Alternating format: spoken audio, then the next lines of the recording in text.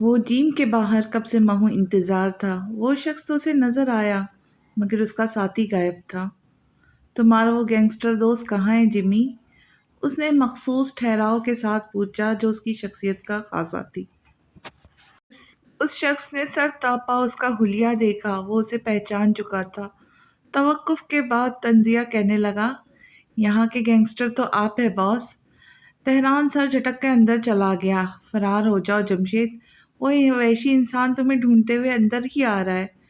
उसने शख्स ने फ़ोन पर इत्तला दी। इससे पहले जमशेद भाग जाता, तेहरान ने उसे पकड़ लिया। बैठ जाओ, बैठ के बातें करते, उसने ठंडे लहजे में कहा। तुम्हारा दर्द क्या है? पहले ही तुम्हारी वजह से बहुत नुकसान उठा चुका हूं मैं।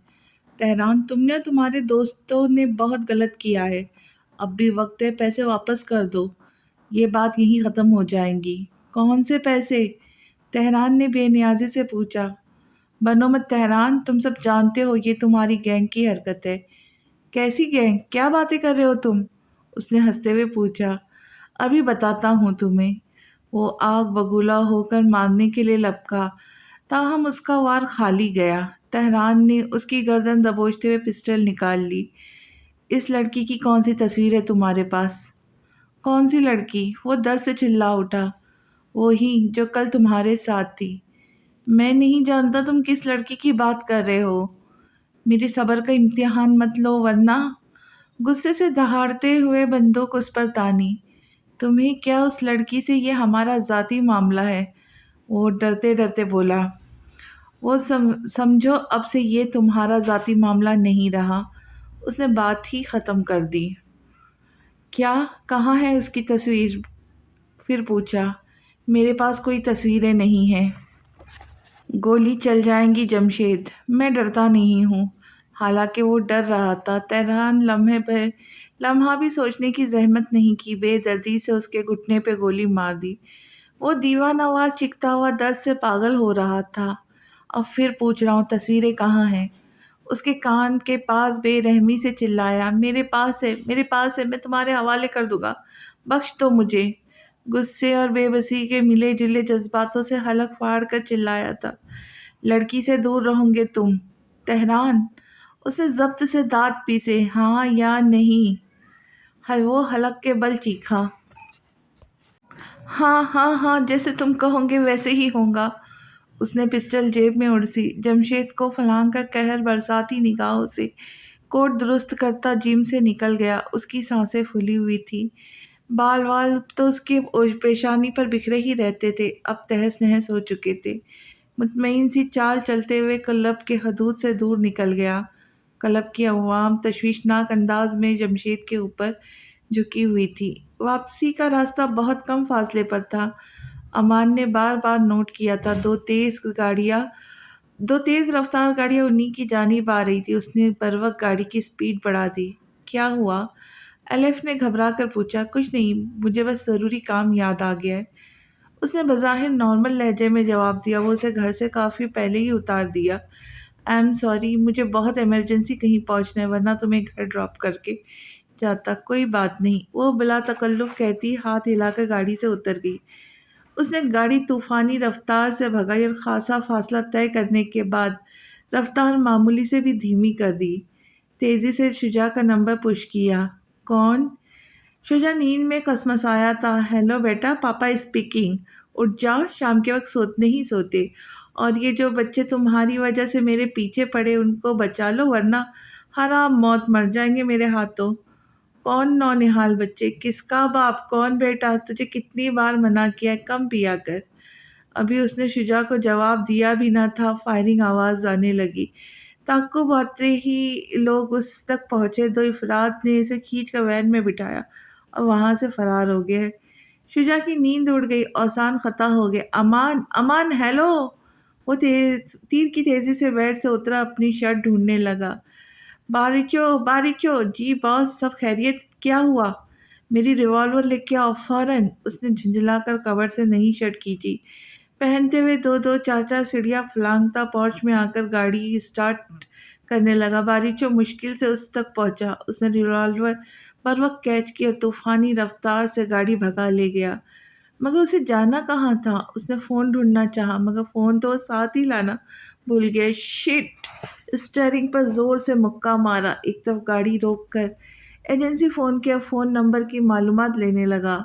وہ اس وقت بے تحاشا خوف کے زد میں تھا۔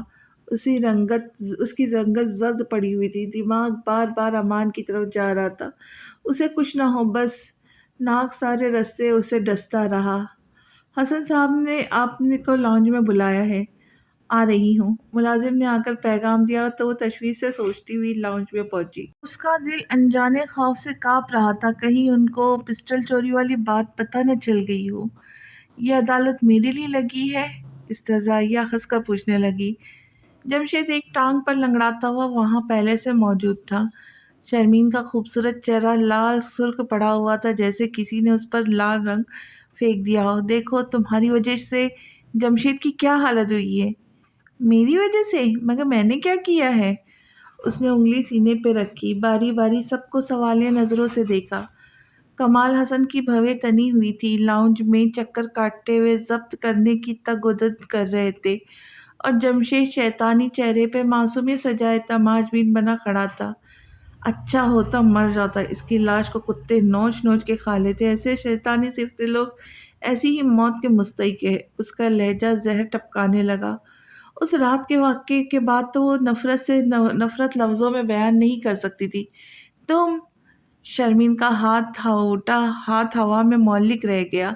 زلف نے تھام کر بری طرح سے جھٹک دیا۔ کیا جمشید ٹھیک کہہ رہا ہے؟ تم نے میری اجازت کے بغیر میرے لاکر سے پسٹل چوری کر کے اس گینگسٹر کو دے دی؟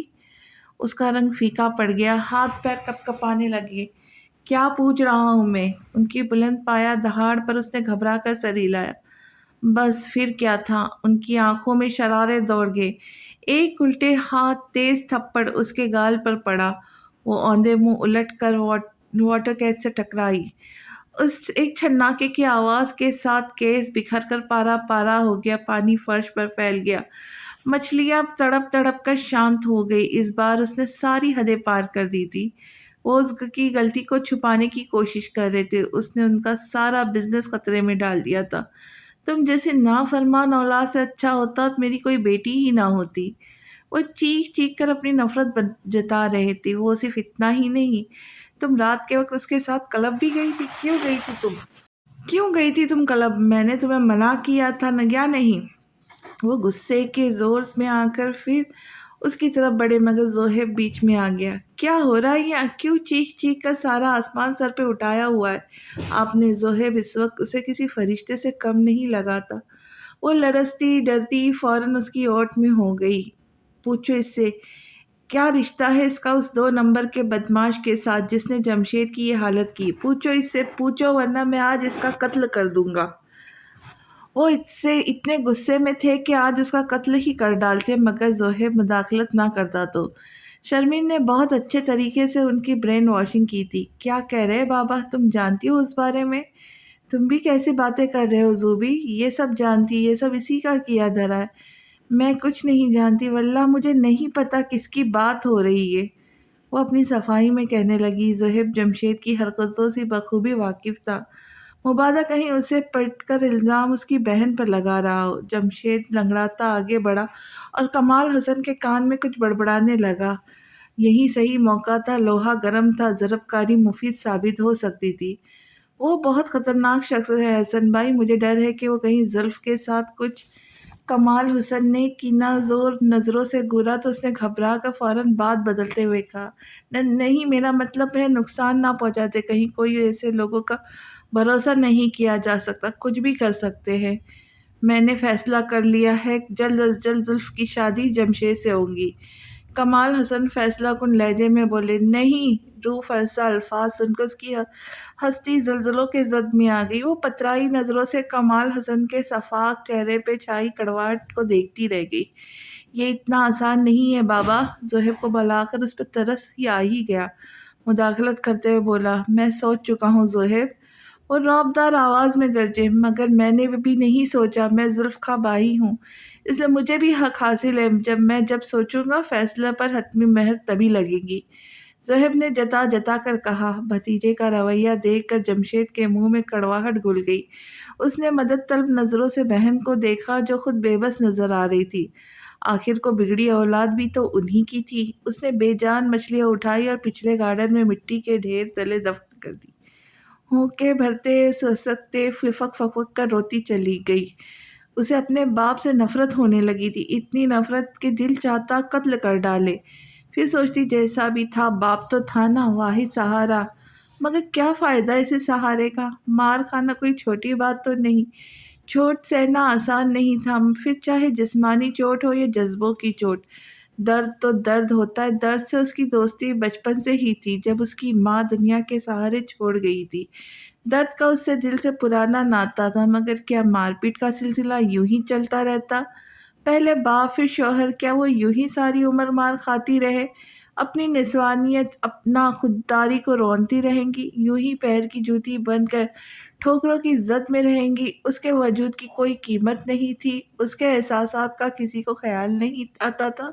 یہ کیسی زندگی تھی جو سزا کی طرح کاٹ رہی تھی؟ سزا بھی ایک حد پر ختم ہو جاتی، مگر زندگی ختم ہونے کا نام نہیں لے رہی تھی۔ وہ تھک گئی، اس کے اندر ایک تلاطم آندھی طوفان سا برپا رہا تھا جس میں بہتی چلی جا رہی تھی۔ کانچ کی گڑیا کی مانند ٹوٹ پھوٹ کر ریزہ ریزہ ہو کر بکھر گئی تھی اس کی انا، خودداری، سب کچھ۔ کمال حسن نے اپنے پیروں تلے رون دیا تھا۔ انتقام کی آگ میں اس کا پورا وجود جھلسنے لگا۔ اسے کمال حسن سے نفرت محسوس ہو رہی تھی، صرف نفرت۔ اس رات بڑا اچھل اچھل کر دھمکیاں دے رہے تھے تم لوگ، آج کیا ہوا؟ ہرن ہو گئی ساری بہادری؟ تمہارے دوست نے جو جمی بھائی کی حالت کی ہے نا، اب تمہیں ان کے قہر سے کوئی نہیں بچا سکتا۔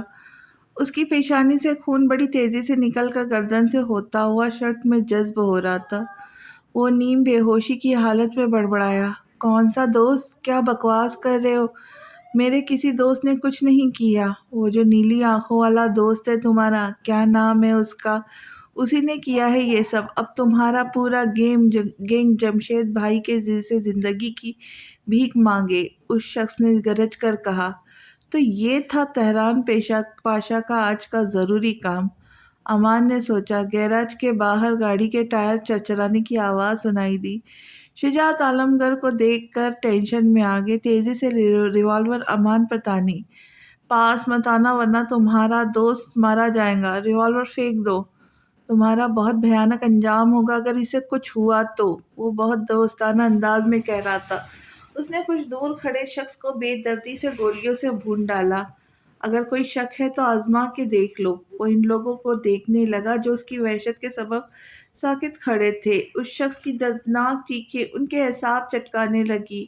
وہ الٹے قدموں بھاگنے لگے تھے، مگر اس کی صفاکی کے چرچے بہت دور دور تک تھے۔ وہ دشمن کو دوسرا موقع نہیں دیتا تھا۔ اس نے ان چاروں کو بہت سی گولیوں کے وار سے خاموش کرا دیا۔ لگتا ہے شجاعت عالمگیر ابھی بھی نیند میں ہے، نیم بے ہوشی کے عالم میں بڑبڑاتے ہوئے مسکرا رہا تھا۔ اس کے دیکھ کے سارے درد بھول چکا تھا۔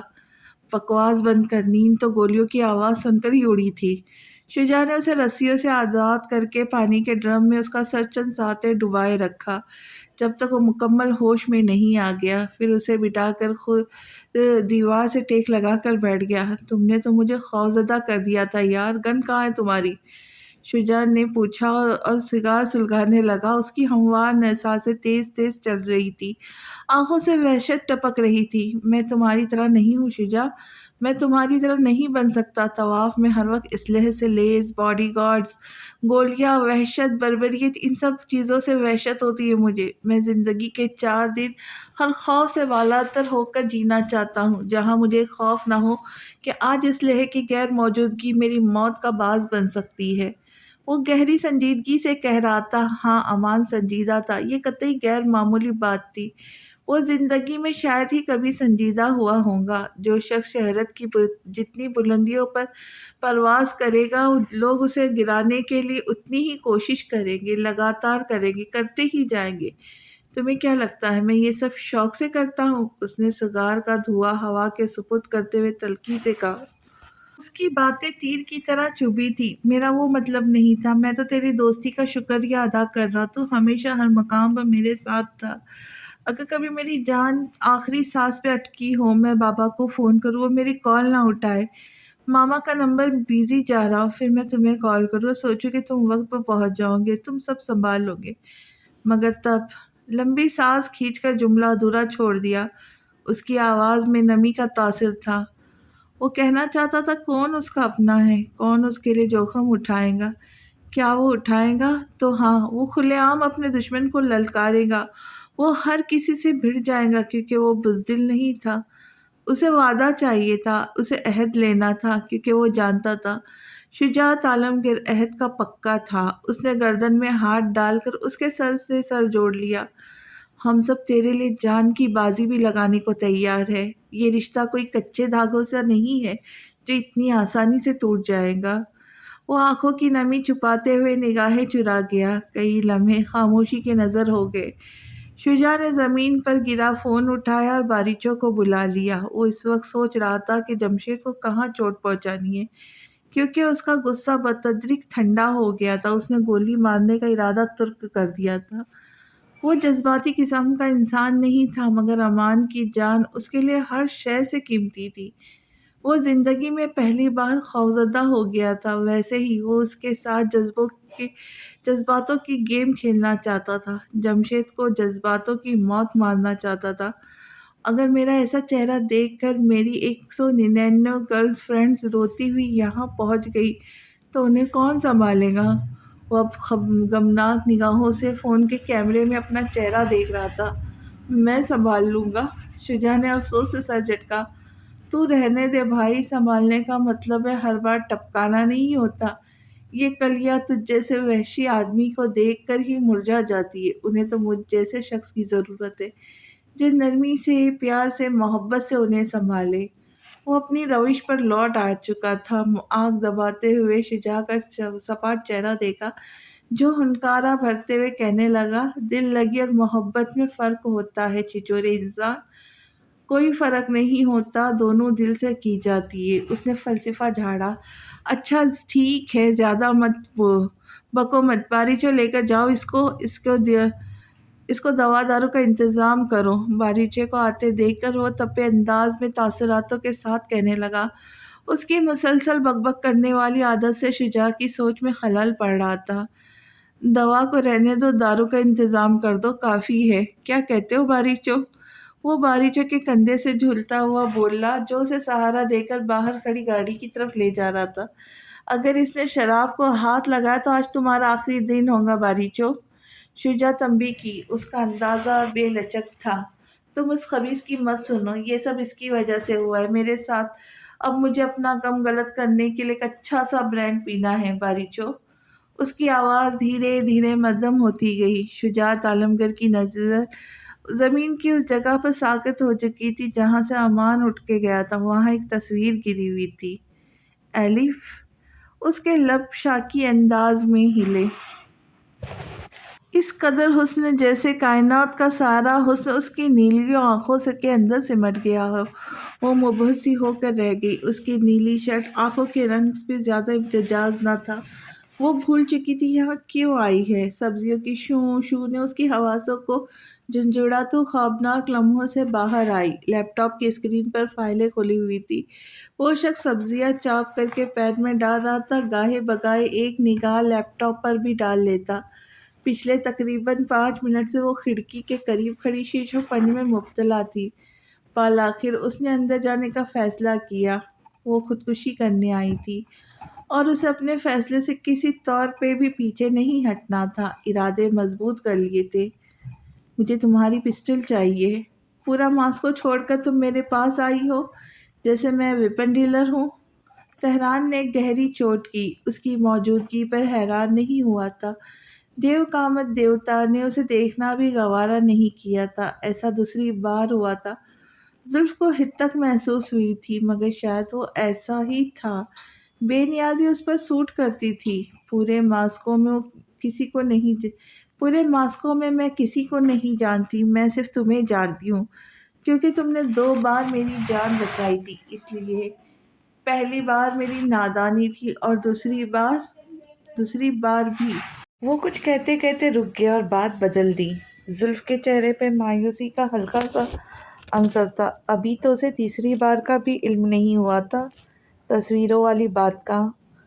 مجھے تمہاری پسٹل چاہیے، پلیز منع مت کرنا، آخری بار مدد کر دو، پس مردہ سی لہجے میں بولی۔ اس کی آنکھیں رونے کی وجہ سے سرخ پڑی تھی، تمانچہ رسید رخسار پر نشانات چھپے ہوئے۔ آج اس نے میک اپ سے کور کرنے کی کوشش نہیں کی تھی، نہ ہی چشمہ لگایا تھا۔ وہ تھک چکی تھی یہ سب کرتے کرتے۔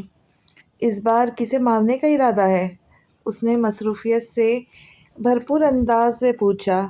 خود کو، میں خودکشی کرنا چاہتی ہوں، بس بہت ہو گیا، مجھے اب زندہ نہیں رہنا۔ بلوری نین پانیوں میں رقص کر رہے تھے، ایسا لگ رہا تھا وہ ابھی رو دیں گی۔ یہ آئیڈیا تمہیں پہلے کیوں نہیں آیا؟ بے مروتی کی انتہا تھی۔ وہ کیوں توقع کر رہی تھی اسے اس کے مرنے سے فرق پڑے، جبکہ اس کے مرنے سے تو اس کے اپنوں کو بھی فرق پڑنے والا نہیں تھا۔ آئیڈیا تو بہت بار آیا مگر ہمت نہیں ہوئی۔ وہ روحان سی ہو کر وجود ناتواں کو گھسیٹتی ہوئی دیوار سے ٹیک لگا کر کھڑی ہو گئی۔ اب کیسے ہمت ہوئی؟ وہ کتنے پرسکون اور اطمینان انداز میں اس کا انٹرویو لے رہا تھا۔ اسے اب رونا آنے لگا، آنسوؤں کا فندا سا حلق میں لگ گیا۔ کیونکہ میں تھک گئی ہوں، میں اور زخم برداشت نہیں کر سکتی، میں مرنا چاہتی ہوں۔ وہ ٹھہر کر پلٹا، ضبط کے مارے اس کا چہرہ لال پڑ گیا تھا۔ وہ آنکھیں بند کیے سر پیچھے کی طرف دیوار پر ٹکائے پاس شکستہ اور بکھری بکھری سی لگ رہی تھی۔ اس نے نیپکن سے ہاتھ صاف کیا اور وہاں سے چلا گیا۔ جب زلف نے آنکھیں کھولی تو وہ پسٹل کاؤنٹر پر پھر رکھتا ہوا بولا، ڈیتھ نوٹ لکھ کر جانا۔ وہ مرے مرے قدموں سے چلتی ہوئی کاؤنٹر کے قریب رکی۔ اگر میں مر جاؤں تو مجھے کہیں دفن کر دینا، اگر کوئی پوچھے تو کسی کو کچھ مت بتانا۔ اس نے بھیگتی آواز دردناک سسکی میں ٹھہر گئی۔ اس نے نوٹ بک اور پین دور کھسکا دیا۔ وہ فرائی پین کا ڈھکن بند کرتے ہوئے اس کی طرف مکمل متوجہ ہوا۔ تم ڈیتھ نوٹ نہیں لکھو گی؟ تحران کے قدم اس کی جانب اٹھے۔ میرے مرنے سے کسی کو کوئی فرق نہیں پڑتا، اس دنیا کا یہی اصول ہے زلف، کسی کو کسی سے کوئی غرض نہیں، حتیٰ کہ تمہارے بہت قریبی بھی 4 دن سوگ منائیں، پھر سب نارمل ہو جائے گا۔ اس کا لہجہ نرمی اور شائستگی سے بھرپور تھا۔ انسان کہاں تک برداشت کر سکتا ہے؟ آخری سانس تک۔ مجھ میں آخری سانس تک برداشت کرنے کی ہمت نہیں ہے، اس نے چینج کر کے کہا۔ فیصلہ کن لہجے میں پسٹل اٹھائی۔ وہ افسوس بھری نگاہوں سے اسے گھور رہا تھا۔ اس کی آنکھوں کی پتلیاں خطرناک حد تک لال پڑ گئی تھیں، ان میں موت کا جنون سوار تھا۔ بس تھوڑا درد اور پھر زندگی کے تمام درد اور دکھوں سے چھٹکارا مل جاتا۔ اذیت سے سوچتے ہوئے آنکھیں بند کر لی اس نے، آخری بار ہمت کی اور ٹریگر دبا دیا۔ چند لمحے سکوت کی نظر ہو گئی، بھیجی ہوئی پلکیں اٹھائی تو وہ شخص یکٹکنی نگاہوں سے گھورتے ہوئے اسے گھور رہا تھا۔ نہ پلکیں جھپکائے، اس کے بدن میں شرارے دوڑ گئے۔ یہ کیا مذاق تھا؟ کیا کھیل کھیل رہے ہو تم میرے ساتھ؟ زور سے اس کے سینے پہ ہاتھ مارتے ہوئے چلانے لگی۔ مجسم دیوتا پر کوئی فرق نہیں پڑا۔ اس نے مٹھی کھول کر اس کے سامنے کر دی۔ گولی اس کے ہاتھ میں تھی۔ وہ نفی میں سر ہلاتی ہارے ہوئے انداز میں بولی، تم جانتے بھی ہو میں نے یہ ہمت کیسے جٹائی تھی؟ ایک پوری رات، ایک دن مسلسل لگاتار سوچنے کے بعد میں نے حرام موت مرنے کا فیصلہ کیا تھا۔ تم میرے درد کا اندازہ بھی نہیں لگا سکتے، تم میری زندگی جینے کا تصور بھی نہیں کر سکتے۔ اگر میری جگہ ہوتے تو کب کے مر چکے ہوتے تم نے میری ساری محنت برباد کر دی۔ وہ روتے بلکتے ہوئے اسے چلا چلا کر کہہ رہی تھی جیسے وہ اس کا مجرم ہو۔ وہ چپ چاپ سن رہا تھا۔ اس کی نظر اس اپسرا جیسے پیکر سے ہوتی ہوئی اس کے صاف شفاف گردن پر نیل کے نشانوں پر رک گئی، پھر ذرا چہرے کی طرف اٹھے، اسے دیکھتا رہا، دیکھتا ہی جا رہا تھا۔ پھر جھک کر نرمی سے اس کی کہنی تھامی، چھوڑو مجھے، کہاں لے جا رہے ہو؟ زلف کے جذباتوں کو اتنی ٹھیس پہنچی تھی، اس کی حرکت سے اس کے لہجے میں کڑواہٹ گھل گئی۔ لگتا تھا وہ اب کبھی بھی کسی پر بھروسہ نہیں کر سکیں گی۔ وہ اسے صوفے پہ بٹھا کر پانی کا گلاس تھمانے لگا۔ اس نے تلخی سے رخ موڑ لیا۔ وہ خاموشی سے ٹیبل پر رکھ کر چلا گیا، واپس لوٹا تو اس کے ہاتھ میں آئنٹمنٹ تھی۔ اس کے سامنے ٹیبل پر بیٹھ گیا، گھٹنوں پر کوہنیاں رکھ کر جھکا تو خود بخود اس کے قریب آ گیا۔ وہ پہلی بار اسے اتنے قریب سے دیکھ رہی تھی، سن رہی تھی۔ زندگی بہت خوبصورت ہے، خوشگوار طریقے سے گزاری جا سکتی ہے۔ زندگی کو سزا تمہارے اپنوں نے بنایا ہے، تم ان کے حصے کی سزا زندگی کو مت دو، ورنہ نقصان کی صورت میں جان سے ہاتھ دھو بیٹھوں گی۔ جانتی ہو جان دنیا کی سب سے قیمتی شے ہے۔ اگر جان لینا یا دینا ہمارے ہاتھ میں ہوتا تو آدھی غمزدہ دنیا تمہاری طرح خودکشی کر چکی ہوتی۔ اس لیے یہ حق صرف اور صرف اس ہستی کو محفوظ ہے۔ تم بنا سوچے سمجھے بغیر اپنی مشکلوں سے لڑے اپنی جان نہیں لے سکتی، زندگی کو ختم نہیں کر سکتی۔ تب تک لڑو جب تک حوصلہ ہار نہ جاؤ۔ جس دن تمہیں لگے گا کہ تم ہار گئی ہو، اب کوئی راہ تمہارے اختیار میں باقی نہیں رہی، اس دن اوپر والے سے فریاد کرنا، یا وہ تمہاری ساری مشکل آسان کر دے گا یا تمہاری جان لے لے گا، کیونکہ وہ اتنا ہی بوجھ ڈالتا ہے جتنا کہ انسان سہ سکے۔ اس کا ہر عضو سماعت بنا ہوا تھا، وہ اسے دیکھے گئی یہاں تک کہ وہ خاموش ہو گیا۔ اس نے ہولے سے آئنٹمنٹ اس کی ہتھیلی پہ رکھ کر انگلیاں بند کر کے اٹھ گیا۔ اس نے ایک آدھ ضروری میل سینڈ کر کے لیپ ٹاپ بند کر کے چارج پر لگا دیا۔ واپس آیا تو ہنوز جو کی تو بیٹھی تھی، ٹیوب توڑ موڑ کر ٹیبل پہ رکھ دی، سوچوں کے بھنور میں الجھی ہوئی، وہاں ہو کر بھی وہاں نہیں تھی۔ اس نے ٹھنڈی سانس بھر کر ٹیوب اٹھائی اور اس کے سامنے بیٹھ گیا۔ وہ رت کچھ لمحے کے لیے فراموش کر گئی۔ آئنٹمنٹ سے پھر سلگ اٹھے۔ اس نے جھرجھری سی لیم مارے ضبط کے لب بری طرح سے کچل ڈالے۔ وہ اسے دیکھ کے رہ گیا۔ کیا اس شخص نے پھر تمہارے ساتھ کوئی غلط حرکت کرنے کی کوشش کی؟ غیر متوقع سوال پر بری طرح بوکھلاہٹ کا شکار ہونے لگی۔ لرزاں پلکیں بھی کبھی اٹھتی کبھی گرتی، کبھی وہ خشک ہونٹوں پر زبان پھیرنے لگی۔ وہ بیوقوف نہیں تھا، سب سمجھ رہا تھا۔ کوئی پرابلم ہے؟ وہ مشکل میں پڑ گئی تھی۔ نہیں، میں گر گئی تھی، یہ زخم تب آئے تھے۔ گر گئی تھی؟ وہ استہزائیہ ہنسا۔ اس نے نگاہ چراتے ہوئے سر ہلایا۔ اس سے پہلے وہ خود سے معاملے کی تہہ تک پہنچ جاتا۔ سراسر شرمندگی اس کا مقدر بنتی کہ وہ اپنے باپ سے پٹتی رہی ہے، بے بات بے وجہ۔ وہ تیزی سے اٹھ کھڑی ہوئی۔ مجھے چلنا چاہیے۔ رکو۔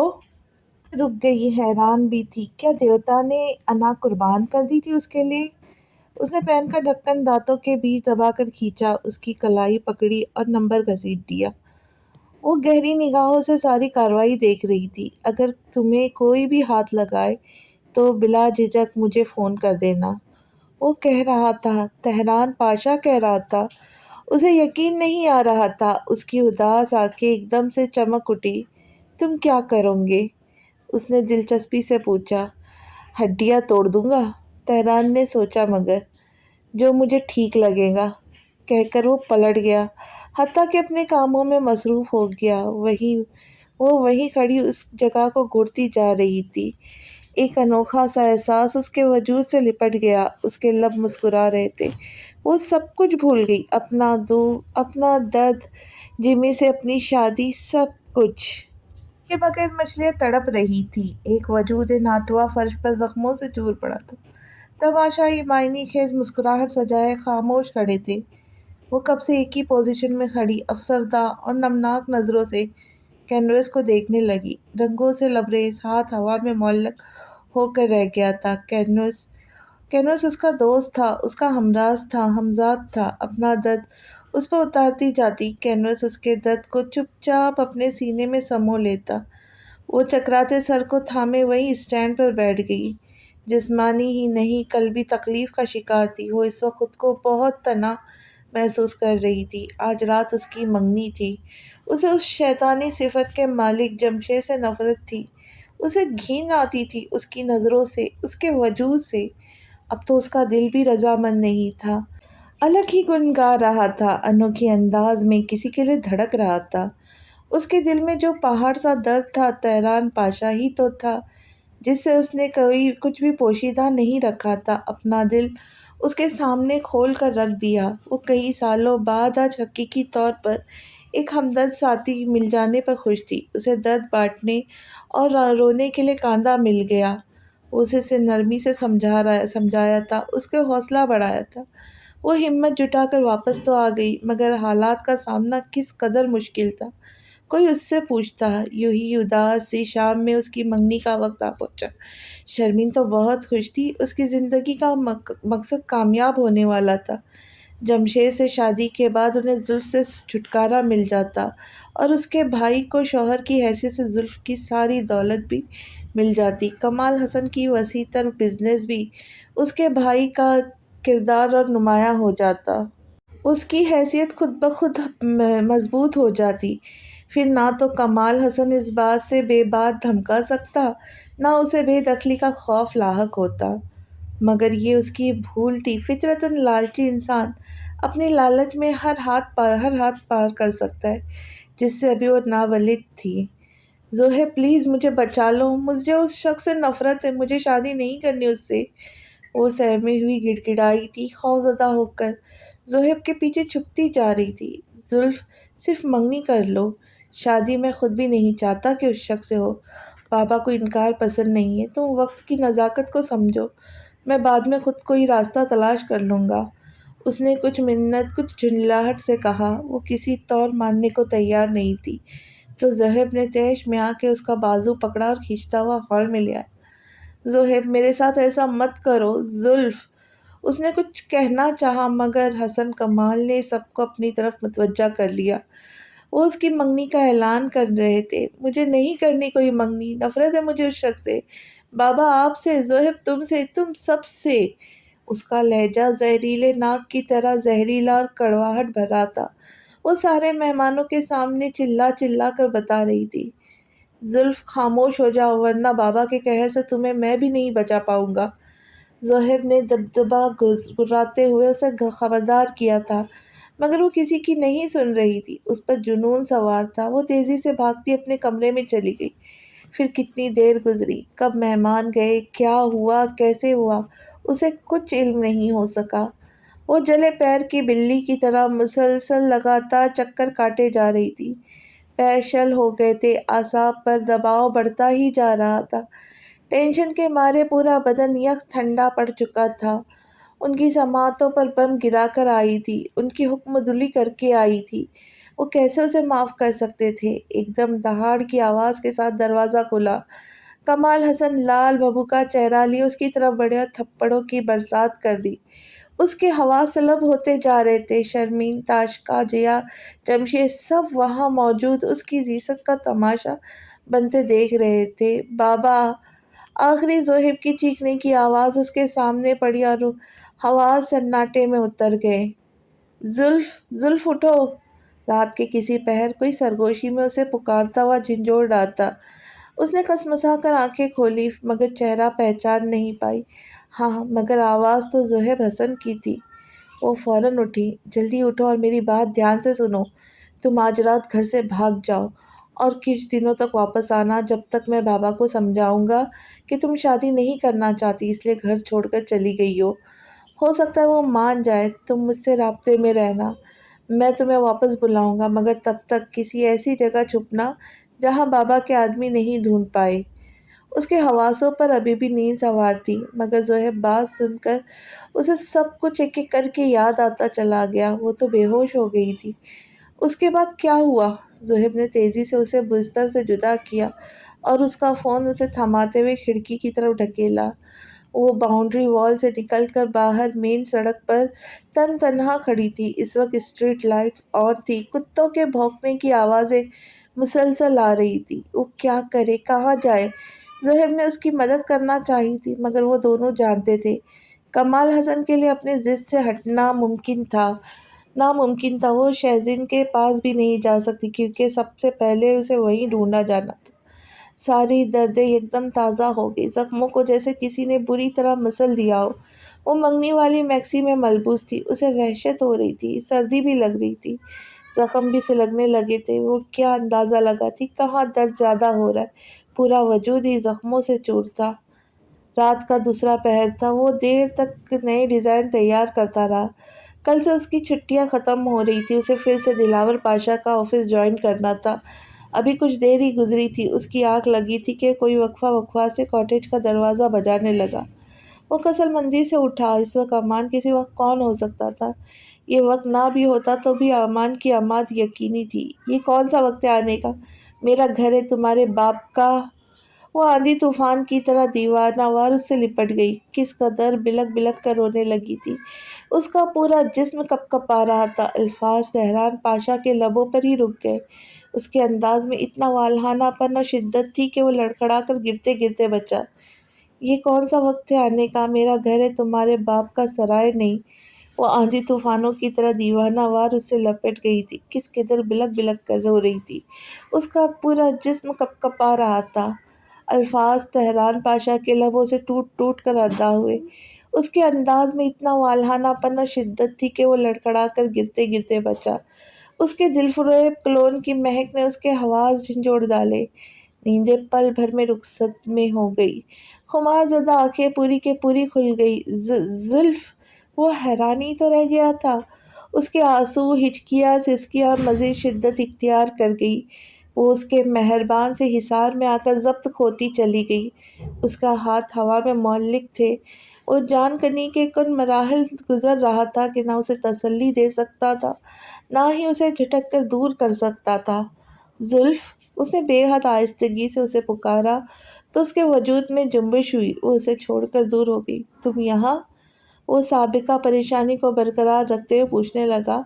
یہ سوال اس کے لیے بہت مشکل تھا۔ وہ حسب عادت ہراساں ہو کر لب کاٹنے لگی اور کاٹتی ہی گئی، تاہم جواب نہیں بن پا رہا تھا۔ تہران پاشا نے اس کی حرکت پر افسوس سے سر جھٹک کر اس کی مشکل آسان کر دی۔ جواب لیے بغیر راستہ چھوڑ کر ایک طرف ہو گیا۔ شکستہ حال، آزردہ چہرہ، بلورے آنکھوں میں نمی لیے اسے ہی دیکھ رہی تھی، مگر اسے ہر نئے زخموں کے ساتھ آئی تھی۔ اس کا یوں رات گئے آنا تشویش کا باعث تھا۔ اس کی آنکھوں کے بھیگے گوشے تہران پاشا کا رہا سہا اطمینان بھی فنا کر گئے۔ وہ بوجھل دل کے ساتھ کچن میں گیا اور گرم گرم دودھ کا گلاس اس کے سامنے رکھ کر خود بھی بیٹھ گیا۔ متفکر انداز میں اس کا آنسوں سے بھیگا چہرہ دیکھنے لگا۔ اسے سننے کا بے تابی سے منظر تھا۔ بابا نے زبردستی میری منگنی جمشید سے کر دی۔ کپ کو دونوں ہاتھوں میں لیے آنسوؤں کے بیچ بمشکل کہا۔ اسے منگنی سے کوئی سروکار نہیں تھا۔ وہ کچھ اور جاننا چاہتا تھا۔ تیزی سے اٹھا، سامنے پڑا میز کھینچا، اس کے سامنے بیٹھ گیا۔ زلف کو بے ساختہ اس سے خوف آنے لگا۔ تمہاری یہ حالت کس نے کی؟ میں نے تم سے کہا تھا یا نہیں کہ اگر کوئی بھی تمہیں ہاتھ لگائے تو مجھے کال کرنا؟ وہ اس پر بھڑک رہا تھا۔ وہ سہم سی گئی۔ میری بات کا جواب دو۔ میں گر گئی تھی، تمہیں بتایا تو تھا۔ جھوٹ مت بولو۔ وہ چیخ اٹھا۔ خمار آلود آنکھیں مزید سرخ پڑ گئی۔ میرے بابا نے مجھے بہت مارا تھا۔ وہ آنسو پر بند باندھنے کی کوشش کر رہی تھی۔ اس کا چہرہ تیزی سے سرخ ہو رہا تھا۔ وہ بے اختیار سیدھا ہوتا چلا گیا۔ اسے شدید صدمہ پہنچا تھا۔ تم نے مجھے پہلے کیوں نہیں بتایا؟ نرمی بکھرتے چہرے پر سختی در آئی۔ وہ بہت غصے سے اسے دیکھ رہا تھا۔ مجھے لگا اگر میں نے بتایا تو میں تماشا بن جاؤں گی، تم میرا مذاق اڑاؤ گے، سچ ماننے سے انکار کر دو گے۔ آخرکار کوئی باپ کیسے اپنی بیٹی کو مار پیٹ کر سکتا ہے؟ اس کی آنسو روانی سے بہہ رہے تھے۔ اس ذلیل حرکت کے بعد تم ابھی بھی اس شخص کو باپ کہہ رہی ہو؟ کیونکہ میرے پاس دنیا میں ان کے سوا کوئی دوسرا نہیں ہے، وہ اذیت سے کہہ رہی تھی۔ اس کا مدعا واجبی تھا۔ وہ مجبوراً کمال حسن کے پاس رہ رہی تھی۔ اسے صحیح معنوں میں اس کے درد کا احساس اب ہوا تھا۔ وہ بے چینی سے اٹھ گیا۔ جسم میں بجلیاں ہی بجلیاں کوننے لگی۔ آنکھوں میں واضح وحشت و بربریت اتر آئی۔ اس کے غصے کا پیمانہ جھلکنے کو بے تاب ہو رہا تھا۔ دل چاہ رہا تھا اس شخص کو چاقو سے اتنے نقب لگائے کہ وہ تڑپ تڑپ کر مر جائے۔ خون جوش مارنے لگا، اندر باہر لاوا سا اگلنے لگا۔ اس نے بالوں کو مٹھیوں میں جکڑ کر لمبی سانس لی، دوبارہ بیٹھ گیا۔ تم میری مدد کرو گے؟ کیسے؟ برجستہ کہا۔ مجھ سے شادی کر لو۔ اس نے جھکا سر اٹھا کر تحیر سے زلف کو دیکھا اور کہا، نہیں، ہرگز نہیں، میں تم سے شادی نہیں کر سکتا۔ دل میں آیا اس نے صاف صاف کہہ ڈالا۔ اس کی سسکیاں جو بتدریج کم ہوئی تھی پھر سے تول پکڑنے لگی۔ بابا میری شادی جمشید سے کر دیں گے، مجھے اس سے نفرت ہے، وہ بہت برا انسان ہے۔ اس نے جھرجھری سی لی۔ اس کی بات سے تہران 100% متفق تھا، مگر وہ اس لڑکی سے شادی نہیں کر سکتا تھا۔ ایک مضبوط، باہمت اور سنجیدہ لڑکی ہی اسے سوٹ کرتی تھی، جو اپنے فیصلوں میں خود مختار ہو، اسے سمجھ سکے، سب سے بڑھ کر اس کا لائف اسٹائل اپنا سکے، جبکہ یہ لڑکی کسی طور ان کوالٹیز کی مالک نہیں تھی۔ اس کی شخصیت سے امیری کا تاثر جھلکتا تھا۔ وہ اس کے ساتھ گزارا نہیں کر سکتی تھی۔ وہ ہاتھ باہم پھنسائے سوچ رہا تھا۔ کئی طویل لمحے خاموشی کی نظر ہو گئے۔ زلف نے ایک دم اس کا ہاتھ اپنے مرمری ہاتھوں میں لے لیا، اپنی نشست چھوڑ کر اس کے قریب بیٹھ گئی۔ میری زندگی اور مستقبل خطرے میں ہے، پلیز مان جاؤ۔ تم مجھے کچھ ماہ بعد چھوڑ دینا، یا کچھ دنوں بعد، یا پھر جب تمہارا دل چاہے، بس ایک آخری بار میری مدد کر دو، مجھے بچا لو۔ وہ رو رہی تھی، گڑ گڑا رہی تھی، منت گزار رہی تھی، فریادیں کر رہی تھی، مگر دیوتا اس کے آنسوؤں سے نہ پگھلنے والا تھا نہ پگھلا۔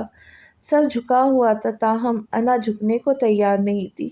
وہ رو رو کر بے حال ہوتی اسے پریشان کر رہی تھی، اور وہ ہوئے جا رہا تھا۔ ایک دم صفاقی سے ہاتھ چھڑا کر اٹھ گیا۔ سوچا تو اس کی آنکھوں پر ایمان لے آئے گا۔ سوچا رکا تو اس کی آنکھوں پر ایمان لے آئے گا۔ اس کی آنسوں پر پریشانی سے بہہ رہے تھے۔ اسی عالم پریشانی میں وہ بولی کیا، اس کی روح مسک کر ڈالی۔ پھر تمہارا ایسا کوئی دوست تو ہوگا جو تم جیسا ہو، جس پر میں بھروسہ کر سکوں، اس سے کہوں مجھ سے شادی کر لو۔ چپ ہو جاؤ پلیز۔ اس کے الفاظ اندر تک اترے اور تہران پاشا کا سکون تہس نہس کر گئے۔ اسے صحیح معنوں میں اب معاملے کی سنگینی کا اندازہ ہو رہا تھا۔ وہ مزید بے چین ہو گیا۔ زلف نے اپنی عزت نفس بالائے طاق رکھ کے اس سے بات کرتی تھی، ورنہ کون سی ایسی لڑکی تھی جو گڑ گڑا کر کسی اجنبی سے کہتی مجھ سے شادی کر لو۔ مگر واہ قسمت، یہ شخص بلا کا حصول پرست تھا۔ اسے سخت تذلیل محسوس ہوئی، جس کے احساس سے زمین میں دھنس جانے کو جی چاہا۔ اسے جب کوئی امید باقی نہ رہی تو وہ جانے کے لیے اٹھی۔ ٹھیک ہے، میں سوچوں گا اس بارے میں، مجھے بس تھوڑا وقت چاہیے، وہ خود پر جبر کرتے ہوئے کہہ رہا تھا۔ بدوقت الفاظوں نے اس کے قدم روک دیے۔ وہ پلٹ کر دیکھنے لگی۔ دیوتا نے انا قربان کر دی یا پھر کمپرومائز کر لیا تھا۔ خیر مطمئن کن بات تھی، مگر اس نے یقین نہیں دلایا تھا۔ وہ عہد نہیں کر رہا تھا، وہ صرف کہہ رہا تھا سوچوں گا۔ اگر تم بھول گئے تو؟ میں اپنے وعدے اور ارادے کبھی نہیں بھولتا۔ تہران نے اسے دیکھا۔ سلیٹی میکسی میں اس کا متناسب سرابہ بہت نمایاں تھا۔ بریڈ میں مکمل بال نکل کر اس کے چہرے کے گرد جھول رہے تھے۔ بلوری آنکھیں بے تحاشا سرخ پڑ چکی تھی۔ چہرے کی گلابی رنگت اور ان میں زیادہ امتزاج نہ تھا۔ وہ مبہوت رہ گیا۔ پہلی بار اسے قریب سے دیکھ اور نوٹ کر رہا تھا۔ تھینک یو، میں زندگی بھر تمہاری احسان مند رہوں گی۔ وہ ایک ممنون نگاہ اس پر ڈال کر فون اٹھا کر پلٹی۔ کہاں جا رہی ہو؟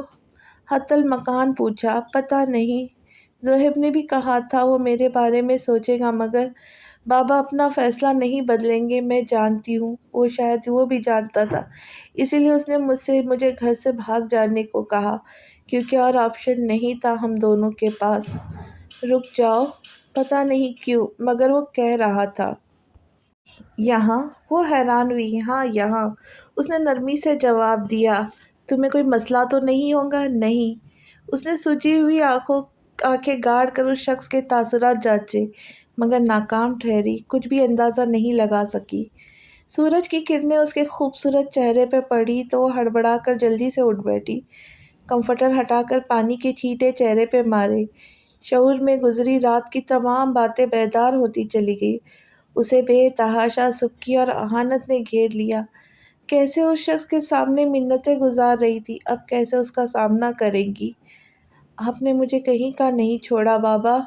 لبوں سے ہونک سی اٹھی۔ وہ باہر آئی تو تہران ٹیبل پر ناشتہ لگا چکا تھا۔ اس نے بغور جائزہ لیا۔ وہ شاید آفس جانے کے لیے تیار ہوا تھا۔ سفید شرٹ میں ملبوس ٹائی کاندھوں پر ڈالے، اس کی موجودگی اکثر فراموش کیے عجلت میں لگ رہا تھا۔ وہ بے دلی سے کرسی کھینچ کر بیٹھ گئی۔ کم از کم اس وقت کچھ کھانے کا دل نہیں چاہ رہا تھا۔ اس نے کافی کا کپ اٹھا لیا۔ مجھے لگتا ہے تمہیں اب گھر جانا چاہیے، سرسری سی ایک نگاہ اس پر ڈالتے ہوئے، کس قدر اطمینان سے کہتے ہوئے اس کے سکون کو لمحے میں ہوا میں اڑا دیا۔ زلف کو اچھو لگ گیا۔ وہ بری طرح کھانستی ہوئی واش روم میں چلی گئی۔ واپس آئی تو چہرے کی سرخی بڑھی ہوئی تھی، عجب بے یقینی نگاہوں سے اسے دیکھتی جا رہی تھی۔ کیا کہا تم نے؟ میں نے کہا اب تمہیں واپس چلے جانا چاہیے۔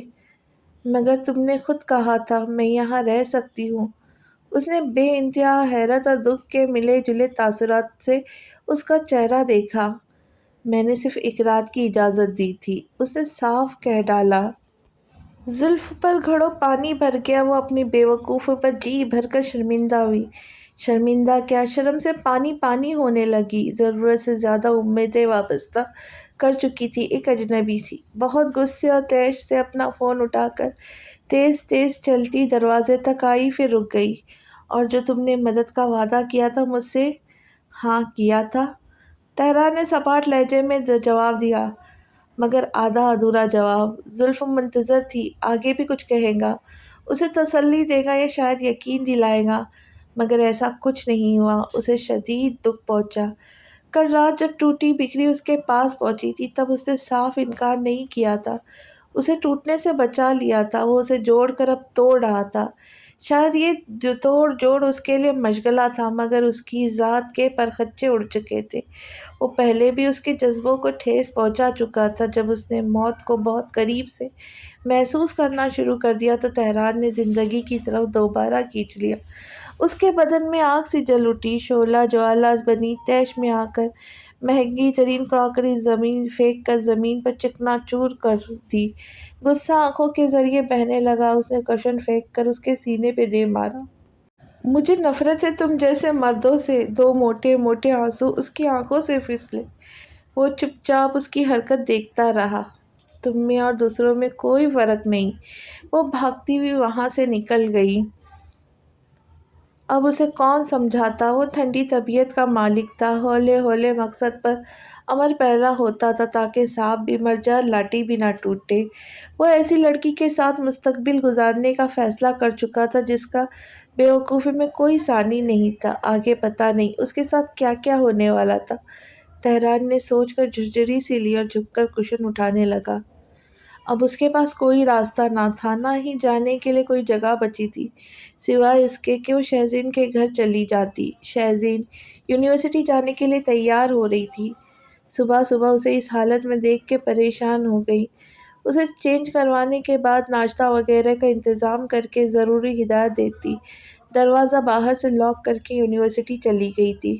زلف اکیلی تھی، ہر سانس ہر آہٹ کے ساتھ اس کا خوف بڑھتا جا رہا تھا۔ اگر وہ دوبارہ کمال حسن کے ہاتھ لگ گئی تو کبھی اسے جہنم سے نکل نہیں پائیں گی۔ اس پہ ضرورت سے زیادہ پابندیاں لگا کر گھر کے کسی کونے میں قید کر دیا جائے گا۔ اس نے سوچا وہ کہیں بھاگ جائے، مگر کہاں اور کیسے؟ ماسکو میں پیدا ہوئی تھی، یہیں پلی بڑھی تھی، مگر آج تک اس نے پورا ماسکو نہیں دیکھا تھا۔ پورا کیا، آدھا بھی نہیں دیکھا۔ یہی سب سے بڑی پریشانی تھی۔ شام کو شہزین لوٹ کر آئی تو اکیلی نہیں تھی، جمشید اور اس کے آدمی بھی اس کے ساتھ تھے۔ وہ لمحے بھر کو ساکت رہ گئی۔ بالآخر اس کا خوف سچ ثابت ہو گیا، ساری امید بھی وہیں دم توڑ گئی۔ اسے دوبارہ اس کے کمرے میں نظر بند کر دیا گیا۔ اس بار وہ خاموش تھی۔ اس نے کوئی احتجاج نہیں کیا، کوئی منت سماجت نہیں کی۔ بابا اس پر بہت غصہ تھے۔ وہ تو اس کی بوٹی بوٹی کر کے چیل کووں کو کھلا دیتے، مگر جیمی نے بڑی چالاکی سے بات رفع دفع کر دی۔ کمال حسن پر دباؤ ڈال کر چند ہی دنوں میں شادی کے لیے آمادہ کر دیا، اور وہ مان بھی گئے۔ اگر زلف گھر سے نہ بھاگتی تو شاید کمال حسن زہیب کی بات مان لیتے، مگر وہ ضد پر آ چکے تھے۔ زہیب خود بے بس نظر آ رہا تھا۔ شاید اس سے ہی غلطی ہوئی تھی جس کی وجہ سے آج آزادی کے سارے راستے زلف پر بند ہو چکے تھے۔ بابا مجھے آپ سے ایک ضروری بات کرنی ہے۔ میٹنگ جیسے ہی ختم ہوئی وہ عجلت میں دلاور پاشا کے پیچھے لپکا۔ بیٹھو، بیٹھ کر بات کرتے ہیں۔ وہ چلتے ہوئے آفس میں پہنچے، آمنے سامنے نشستوں پر برجمان ہو گئے۔ میں شادی کرنا چاہتا ہوں، اس نے لگی لپٹی کیے بغیر سیدھا اپنا موقف بیان کیا۔ دلاور پاشا نے بغور اسے دیکھا، جس کا خوبصورت چہرہ مان سا پڑ گیا تھا۔ اس کی آنکھوں سے گہری سنجیدگی ٹپک رہی تھی۔ میں تو تم جیسے پتھر سے سر ٹکرا ٹکرا کے تھک چکا ہوں، یہ اچانک شادی کا خیال کیسے آ گیا تمہیں؟ چلو دیر آئے درست آئے۔ خیر یہ تو بتاؤ کب جا رہے ہیں ہم دل نشیں کے گھر؟ ان کی خوشی دیدنی تھی۔ دل نشیں کا اس سب سے کیا تعلق؟ تہران بری طرح چونکا۔ تعلق ہے، تم دل نشیں سے شادی نہیں کر رہے؟ آپ سے کس نے کہا کہ میں دل نشیں سے شادی کر رہا ہوں؟ اب چونکنے کی باری ان کی تھی۔ اس نے ایک پل میں ان کا بھرم زمین بوس کر دیا۔ دلاور پاشا کبھی تعجب کبھی حیرانی سے دیکھنے لگے اور ایک دم بھڑک گئے۔ اگر لڑکی دل نشیں نہیں تو پھر کون ہے؟ آپ نہیں جانتے اس لڑکی کو، میں جانتا ہوں اور پسند بھی کر چکا ہوں۔ تم دل نشیں کو کیسے ٹھکرا سکتے ہو؟ لڑکی لاکھوں میں ایک ہے، ہر طرح سے تمہارے قابل ہے، سب سے بڑی بات کہ تمہیں پسند کرتی ہے۔ اس کی عقل پر ماتم کرنے کو دل چاہ رہا تھا، بس نہیں چل رہا تھا کہ سپوت کو تماچا رسید ہی کر ہی ڈالتے۔ آپ سے کس نے کہہ دیا کہ دل نشیں مجھے پسند کرتی ہے؟ یہ بال میں نے دھوپ میں سفید نہیں کیے صاحبزادے، انسانوں کو اتنی پرکھ ہے مجھے۔ بہت اچھے دوست تھے بابا، میں اسے پسند کرتا ہوں، اس سے پیار کرتا ہوں، مگر اس پیار میں عقیدت شامل ہے۔ مجھے دل نشیں بہت عزیز ہے، بالکل ویسے ہی جیسے میرے دوسرے دوست۔ بہت عزیز ہے، انہوں نے انکار بھر کر کہا تو اس کا غصہ بھی ضبط چھلکانے لگا۔ آپ میری خوشی میں شامل ہونا چاہتے ہیں یا نہیں بابا؟ کیسی خوشی؟ کس خوشی کی بات کر رہے ہو تم تہران؟ خوشی نظر تو نہیں آ رہی تمہارے چہرے پہ، خدا کا واسطہ ہے بیٹا، یہ بہت اہم فیصلہ ہے۔ تم یوں ہی کسی غریب غربا یا راہ چلتی لڑکی کو اپنی زندگی میں شامل نہیں کر سکتے۔ دل نشیں بیسٹ چوائس ہے تمہارے لیے۔ وہ امیر ہے، خوبصورت ہے، اس کا ایک اسٹیٹس ہے، سوسائٹی میں مقام ہے، رتبہ ہے۔ ہمارے خاندان کے لیے وہ بہت اچھی بہو ثابت ہوں گی۔ تیز تیز گرانے کے باعث ان کی سانس پھول چکی تھی۔ وہ بغیر تہران کو دیکھ رہے تھے جو انہیں کو گھٹتا سست روی سے کرسی کی پشت سر ٹکانے لگا۔ تو یہ بات ہے، آپ کو اپنے اسٹیٹس اور رتبے کا زیادہ پرواہ ہے۔ میری ترجیحات، میری خواہشات آپ کو سستی معلوم ہوتی ہے۔ تم غلط سمجھ رہے ہو۔ اس خرد دماغ کو تنبیہ نگاہوں سے دیکھا۔ تہران تیزی سے کرسی ڈھکیل کر اٹھتے ہوئے بولا، میں فیصلہ کر چکا ہوں بابا، مجھے شادی کرنی ہے اور اسی لڑکی سے ہوں گی جس سے میں چاہوں گا۔ آپ کو اس میں شریک ہونا ہے یا نہیں، یہ آپ کی مرضی ہے۔ وہ لمبے لمبے ڈگ بھرتا تیزی سے ان کے آفس سے نکل گیا۔ دلاور پاشا کے پاس کوئی دوسرا آپشن نہیں تھا سوائے اس کی حامی بن لینے۔ نہ وہ اسے جائیداد سے آگ کرنے کی دھمکی دے سکتے تھے، کیونکہ تہران کو سرے سے ہی ان کی جائیداد میں کوئی دلچسپی نہیں تھی، نہ ہی ایلف کی طرح وہ کسی قسم کے دباؤ میں آنے والا تھا۔ بہتری اسی میں تھی کہ وہ مان جاتے، وگرنہ آثار تھے کہ اپنے اکلوتے وارث کو ہمیشہ ہمیشہ کے لیے خود سے بدزن ہونے دیتے۔ صبح سے دوپہر، دوپہر سے شام اور پھر رات ہو چکی تھی، یوں ہی دن گزرتے جا رہے تھے۔ جب گھٹن بڑھ جاتی تو کمرے کی کھڑکی سے باہر کا منظر دیکھنے لگتی، اپنوں کے لگائے گئے زخموں پر ہر روز تڑپتی تھی، جو بے حس بنی سکون سے اپنی زندگی میں مگن ہو گئے تھے۔ درد کی کیفیت میں روز اضافہ ہوتا جا رہا تھا، تاہم اس کی مصوری نکھرتی جا رہی تھی۔ جب وحشت حد سے سوا ہوتی ہے تو اپنی بے رنگ زندگی کے رنگ کینوس پہ اتار لیتی، تصویریں چیخ چیخ کر اس کا درد بیان کرتی۔ اس وقت وہ بڑی مہارت سے برش تھامے کینوس پہ رنگ بکھیر رہی تھی۔ دروازے پہ ہونے والی دستک نے توجہ کے سرے سے منتشر کر دیے۔ اس نے ناگواری سے دروازے کی جانب دیکھا۔ جمشید کی موجودگی اس کے وجود سے اسے نہ صرف کوفت ہونے لگی بلکہ بدن میں نفرت کا لاوا سا ابلنے لگا۔ آپ کو جو کہنا ہے جلدی کہیے اور جائیے یہاں سے، میرے ساتھ باہر چلو۔ اس کے لہجے میں تحکم تھا، جسے خاطر میں نہ لاتے ہوئے دو ٹوک جواب دیا، مجھے نہیں جانا۔ کیوں؟ وہ بھپرا۔ کیونکہ میری مرضی، فضول باتوں میں میرا وقت برباد مت کرے، جائے یہاں سے۔ میں وقت ضائع کر رہا ہوں اور تم نے جو فضول کے شوق پال رکھے۔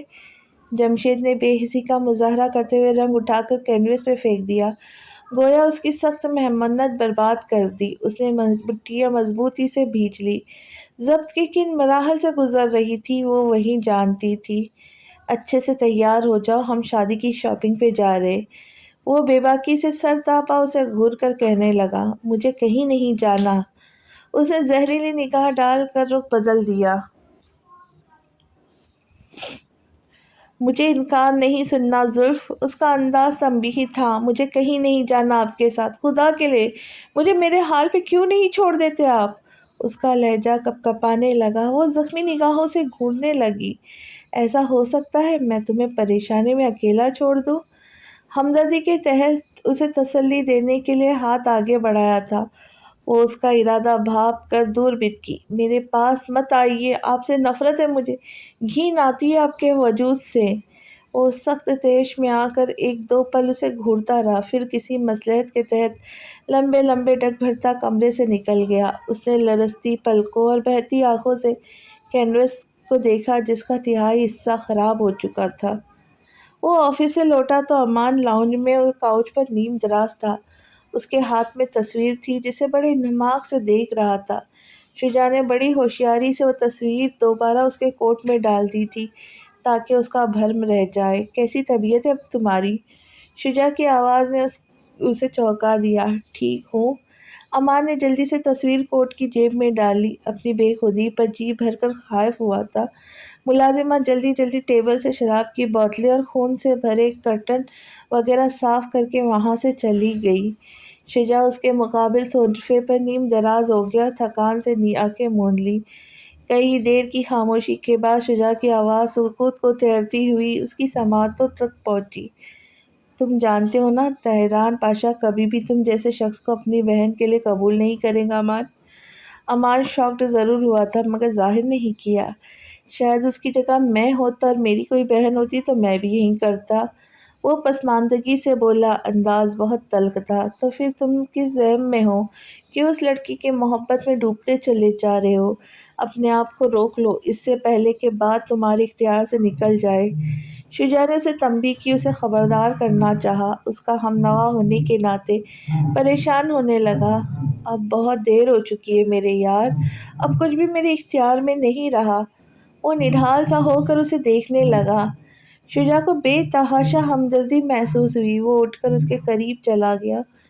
تم کب سے اس کی محبت میں گرفتار ہو؟ بہت پہلے سے، تب سے جب میں نے پہلی بار اسے دیکھا تھا، جب ہماری تہران سے نئی نئی دوستی ہوئی تھی۔ تو تم نے مجھے تب کیوں نہیں بتایا؟ شجاع کی حیرانگی میں اضافہ ہوا۔ تم کیا کر لیتے؟ وہ اذیت سے ہنسا اور کوہنی پر زور ڈال کر ذرا اونچا ہو کر اس کی اڑی ہوئی رنگت دیکھنے لگا۔ کم از کم تمہیں برباد ہونے سے روک لیتا۔ اب تو برباد ہو چکا میں، اب سنبھال لو۔ وہ سر گراتا ہوا بولا، نہیں، کسی اپنے کی ضرورت ہے امان، میری بات مانو اور گھر چلے جاؤ۔ مجھے اس گھر میں جانے کا مت کہو یار، مجھے وحشت ہوتی اس گھر سے۔ اس نے بیزاری سے کہہ کر آنکھیں موند لی۔ شجاع لب بھیج کر رہ گیا۔ اس نے اصرار کرنا مناسب نہیں سمجھا، مبادا وہ اس سے نہ روٹ کر چلا جائے۔ وہ بوجھل دل سے اٹھ کر اپنے کمرے میں آ گیا۔ امان کی یہ حالت دیکھ کر اسے رہ رہ کے الف پاشا پر قہر آ رہا تھا۔ جانے کیوں؟ اس نے شرٹ اتار کر بیڈ پر پھینکی اور سگار سلگا لیا۔ اس کے فون پر موم کی کئی ایک مسڈ کالز آ چکی تھی۔ وہ کال بیک کا سوچ ہی رہا تھا کہ تہران کی کال آنے لگی۔ اس وقت ہرگز بھی کسی نفوس سے ہم کلام ہونے کے موڈ میں نہیں تھا سوائے ماں کے۔ اس نے نہ صرف کال کاٹی بلکہ فون لاک کر کے سائڈ ٹیبل پر اچھال دیا۔ اب اسے 2 گھنٹے کی نیند چاہیے تھی۔ شام سے رات تک آفس میں کاموں کا لمبا شیڈول تھا۔ اس نے ملازمہ کو بلا کر امان کے متعلق چند ضروری ہدایات دی اور دروازہ لاک کر لیا۔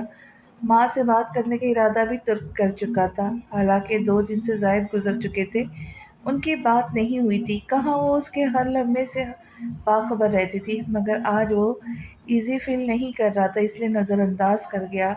لاغرض طبیعت کا مالک تھا، اپنے موڈ کے حساب سے چلنے والا۔ اپنی پر آتا تو سر پہ بٹھا لیتا، ضد پر آ جاتا تو اسے جیتنا ممکن نہیں تھا۔ کریڈل مسلسل بجتا ہی جا رہا تھا۔ بالآخر اس نے اٹھا کر کان سے لگایا اور گرج کر بولا، کیا مسئلہ ہے؟ منع کیا تھا، میری نیند میں خلل نہیں آنا چاہیے۔ تہران پاشا دروازے پہ کھڑے ہیں باس، انہیں اندر بلا لوں؟ دوسرے جانب اس کی ملازمات تھی۔ بلا لو کہہ کر کریڈل واپس پٹکا۔ تنے ہوئے نقوش یکلخت ٹھنڈے پڑ گئے۔ اس نے عقل مندی سے پیشانی مسلی، بیڈ سے اترا، فریش ہو کر لباس تبدیل کر کے نیچے آ گئے۔ خاصی دیر لگا دی تم نے؟ تہران نے نکھرے نکھرے شجاع کو سرتاپا دیکھ کر مسکرایا اور اٹھ کھڑا ہوا۔ معذرت چاہتا ہوں باس، کام کا برڈن ہی اتنا ہے آج کل کہ آرام کرنے کا وقت ہی نہیں ملتا۔ تم بتاؤ خیر سے ہمارے آشیانے کو جلا بخشی؟ بغل گیر ہوتے ہوئے خوشگواری سے گویا ہوا۔ خیریت سی سمجھو، اس شخص کے بارے میں کچھ معلومات چاہیے تھی۔ اس نے کمال حسن کی تصویر شجاع کو تھمائی۔ کس قسم کی معلومات؟ وہ تصویر کو بغور دیکھنے لگا۔ ہر قسم کی معلومات۔ کمال حسن نام ہے اس شخص کا، انتہائی لالچی قسم کا بزنس مین ہے، یوں کہنا بہتر ہوگا۔ اپنے کالے کرتوت اور ارادے اس نے بزنس کے آڑ میں چھپائے ہوئے۔ اس نے تصویر انویلپ میں بند کر کے واپس ٹیبل پہ رکھ دی۔ اور کچھ خاص نہیں؟ اور کچھ خاص نہیں۔ فیملی کے بارے میں کچھ جانتے ہو؟ فیملی میں صرف ایک بیٹا اور بیٹی ہے، دوسری بیوی سے بیٹا ہے، پہلی بیوی سے بیٹی۔ بیٹا کیسا ہے؟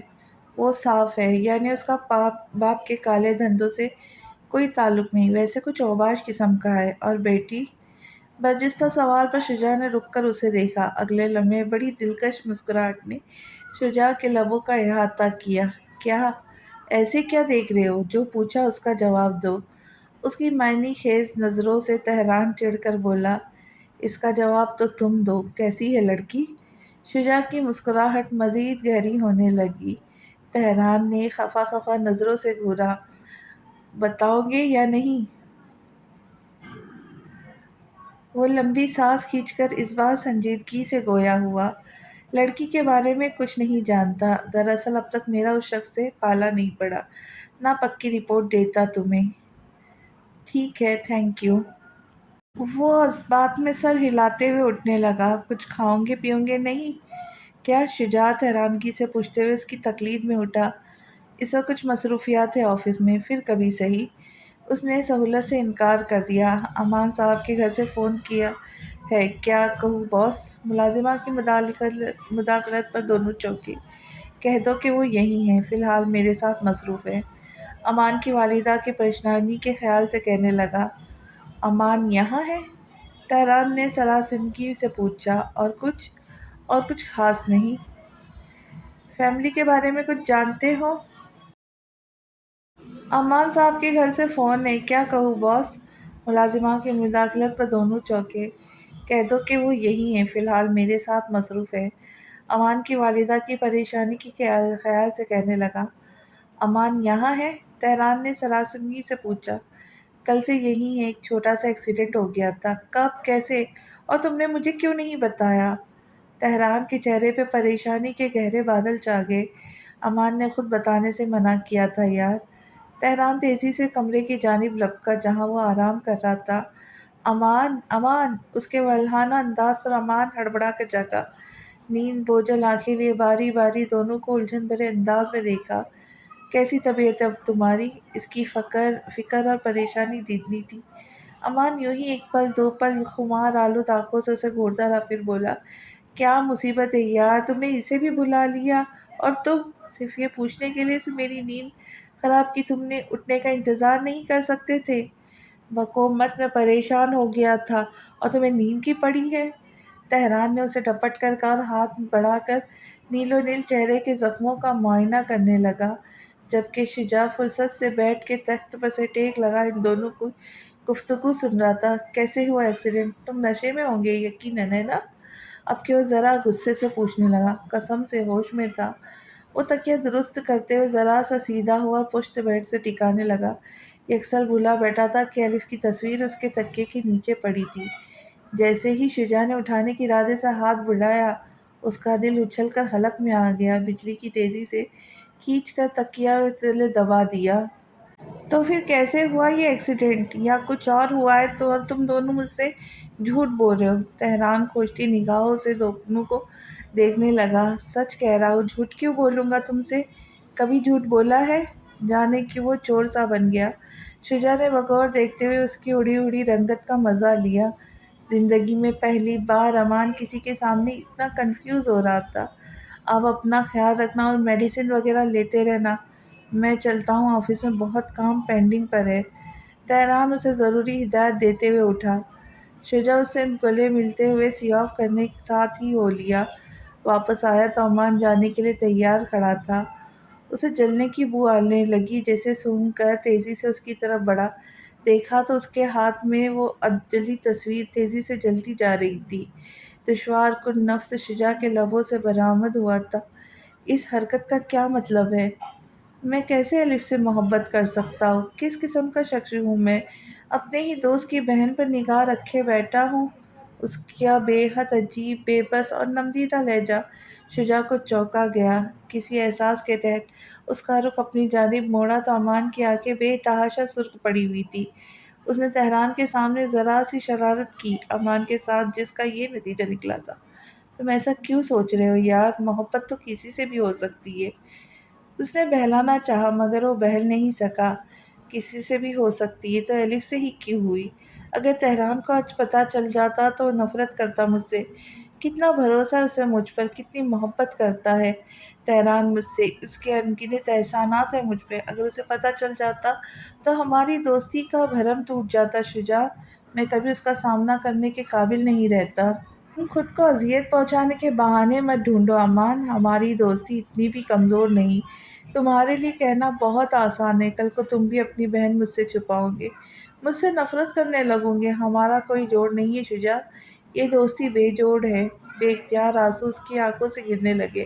اس سے پہلے وہ چلا جاتا شجاع نے اسے اس کے گرد گھیرے بنا کر روک لیا۔ خوبیاں اور خامیاں دونوں ہی اللہ کی دین ہیں، ان پہ ہمارا اختیار نہیں ہے امان۔ ہاں، خوبیوں کو سنوارنے اور خامیوں کو سدھارنے پر ہمارا اختیار ضرور ہے۔ بخدا اگر کوئی شخص میری بہن سے اتنی محبت کرتا تو میں اسے قبول کر لیتا، بے شک اس میں لاکھ خامیاں ہوتی۔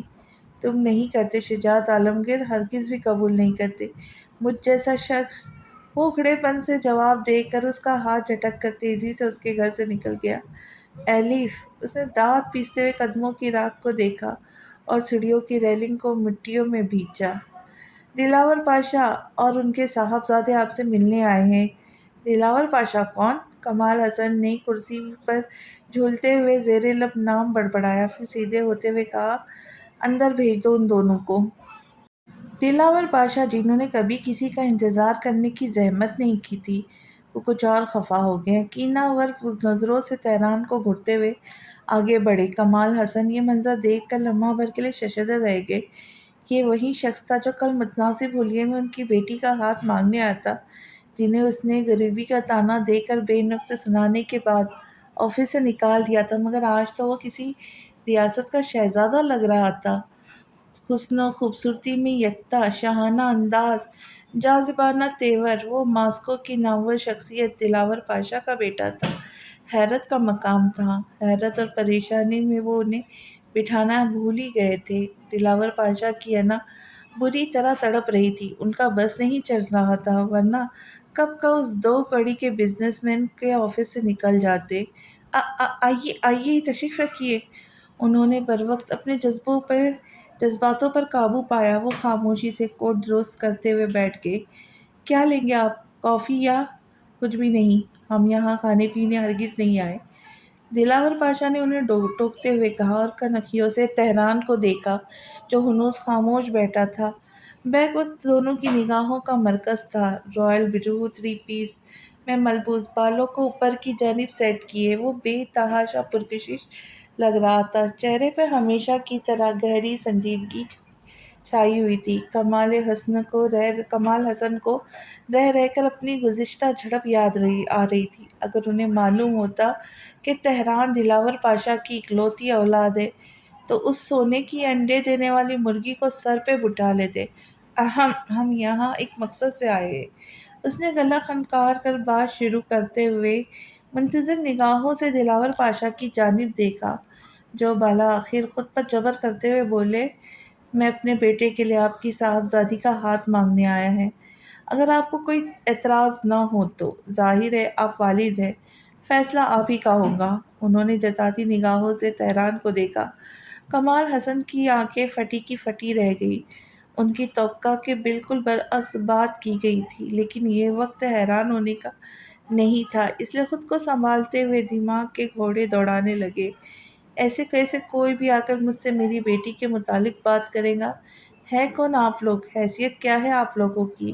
میں نے اپنی بیٹی کو بہت نازوں سے پالا ہے، یوں ہی کیسے ایرے گہرے کے حوالے نہیں کروں گا۔ دلاور صاحب، تہران کا دل کیا سامنے بیٹھے مکار شخص کا منہ نوچ لے۔ جتنے نازوں سے آپ نے پالا ہے اپنی بیٹی کو، ہم اس کے دگنے ناز نخرے اٹھائیں گے۔ آپ بے فکر ہو کر ہم پر بھروسہ کریں۔ وہ گہرے طنز سے بولا۔ ایک لمحے کے لیے تو کمال حسن بھی گڑبڑا گئے، جیسے چوری پکڑی گئی ہو۔ تہران اس شخص کی ہر حرکت دیکھ رہا تھا۔ کمال حسن دھیرے دھیرے انہیں کسی نوعیت کی گفتگو کی جانب لا رہا۔ وہ سب سمجھ رہا تھا، وہ سب کچھ سمجھے سوچے بیٹھا تھا۔ بس دلاور پاشا کیا رد عمل دے گا، انہیں کیسے ہینڈل کرنا ہے، یہ نہیں سوچ سکا۔ تمہیں لگتا ہے تم زبانی کہوں گے اور میں بھروسہ کر لوں گا؟ اگر تمہاری خواہش شدید ہے، تم اتنا اصرار کر رہے ہو، اتنا ہی چاہتے ہو میری بیٹی کو، تو ثابت کرو۔ تہران کے لب مبہم سا مسکرانے لگے۔ کمال حسن اصل بات کی جانب آ ہی گیا۔ اس نے کوٹ درست کیا اور سیدھا ہو بیٹھا، ہاتھ باہم پھنسا لیے۔ دلاور پاشا ان دونوں ہی کو سمجھنے کی کوشش کر رہے تھے۔ آپ کی نظر میں ثابت کرنا کسے کہتے ہیں بتائیے، میں ابھی ثابت کر دیتا ہوں، مگر ایک شرط پہ، اس کے بعد آپ زلف کو میرے حوالے کر دیں گے۔ یہ کیا بکواس ہے تہران؟ تم رشتہ جوڑنے آئے ہو یا سودا کرنے؟ اور تم کس قسم کے باپ ہو؟ تمہیں شرم نہیں آتی؟ تمہاری بیٹی کے متعلق کوئی شخص ایسی گھٹیا بات کر رہا، تم خاموش ہو؟ وہ ایک دم غصے میں آ کر ان دونوں پر برس پڑے۔ حیرانی تو تب ہوتی جب کمال حسن نے پیپر پین تہران پاشا کی جانب بڑھایا۔ اس کی آنکھوں میں الگ ہی چمک تھی۔ وہ بولا، لکھ تو اس پر ایسا کچھ کہ میں انکار نہ کر سکوں۔ دلاور پاشا کے اندر غصے کا لاوا سا ابلنے لگا۔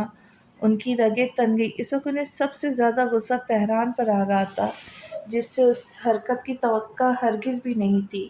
تہران، چلو یہاں سے۔ روبرو کمال حسن کی آنکھوں سے دیکھتے ہوئے کہنے لگے، آپ کی کمپنی میں میرے جتنے بھی شیئرز ہیں، میں یہ سب کمال حسن کو ٹرانسفر کر رہا ہوں۔ اس نے دلاور پاشا کا بھرم چکنا چور کر دیا۔ انہوں نے تیزی سے پیپر اس کے ہاتھ سے کھینچا، مگر تب تک وہ سائن کر چکا تھا۔ وہ پھٹی پھٹی آنکھوں سے کاغذ کو کبھی تہران کو دیکھنے لگے، پھر رکا اس کے چوڑے سینے پہ مارا اور وہاں سے چلے گئے۔ ہاتھ ملاؤ، اب ہم بزنس پارٹنرز بن گئے۔ کمال حسن فتح کے جوش میں مسرور سا اس کی طرف ہاتھ بڑھانے لگا۔ اس نے نظر انداز کرتے ہوئے انگشت شہادت اٹھا کر دھمکی دی، زلف مجھ تک پہنچ جانی چاہیے کمال حسن، اگر اس کا بال بھی بیکا ہوا تو تمہاری اینٹ سے اینٹ بجا دوں گا۔ اس کی آنکھوں کی تپش بخوبی محسوس کی تھی اس نے۔ ہاں ہاں ضرور، گڑبڑا کر پیشانی چھوتے ہوئے اس بات میں سر ہلایا۔ تہران تیزی سے دلاور پاشا کے ہم قدم ہوا۔ سارے رستے وہ ضبط کرتے آئے تھے۔ بات اب غیرت تربیت سے آگے نکل چکی تھی۔ ان کے اربوں خربوں روپے کے شیئرز تہران پاشا نے پلیٹ میں سجا کر کمال حسن کے حوالے کر دیے تھے۔ بابا، میری بات تو سنیں۔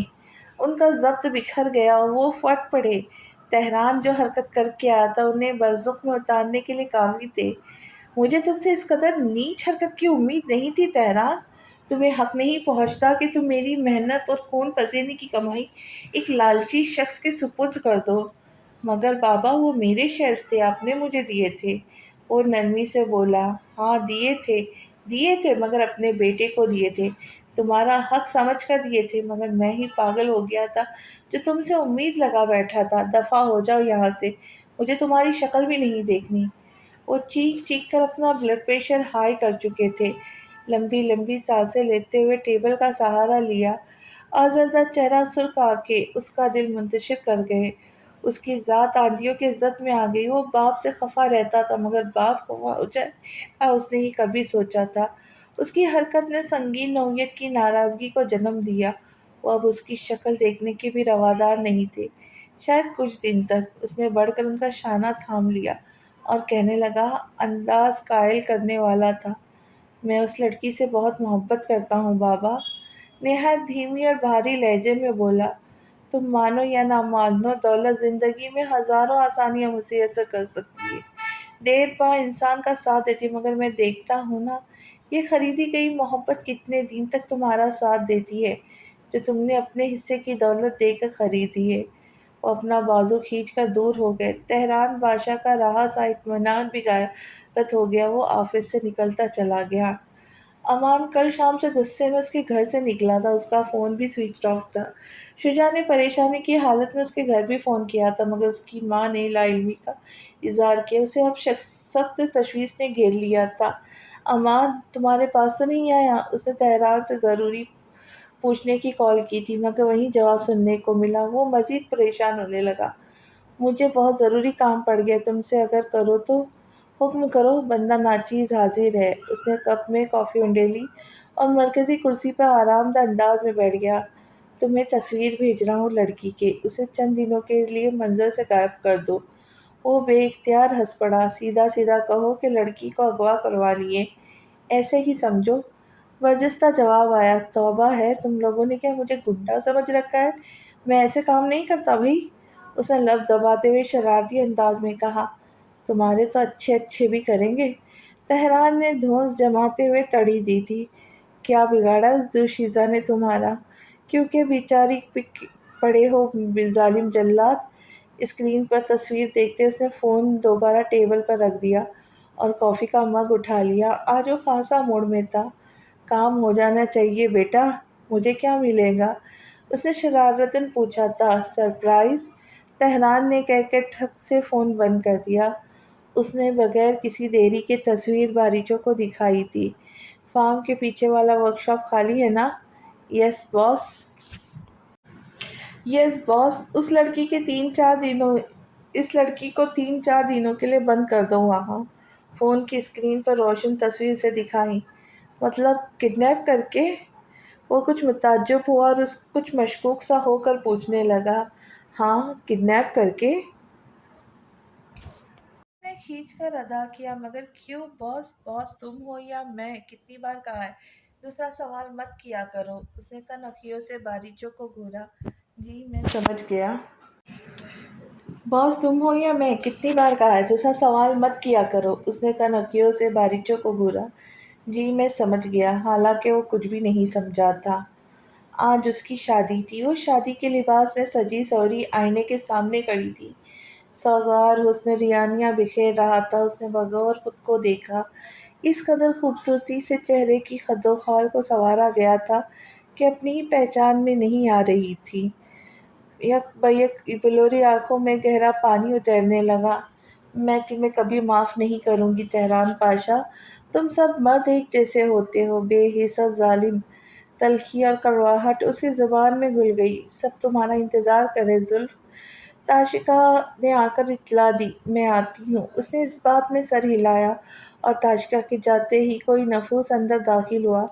उसे संभलने का मौका दिए बगैर रुमाल उसके लबों पर दबाए रखा, फिर बेहोश वजूद को खिड़की के रास्ते से बाहर की तरफ ले जाने लगा। क्या तेहरान पाशा जुल्फ से निकाह करेगा? क्या अमान एलिफ के बारे में तेहरान को बताएगा? ये सब जानने के लिए मिलते हैं अगली किस्त में। तब तक के लिए खुश रहे, खुशियाँ बांटे। और जाने से पहले सबसे गुजारिश है कि चैनल को लाइक करें, शेयर करें।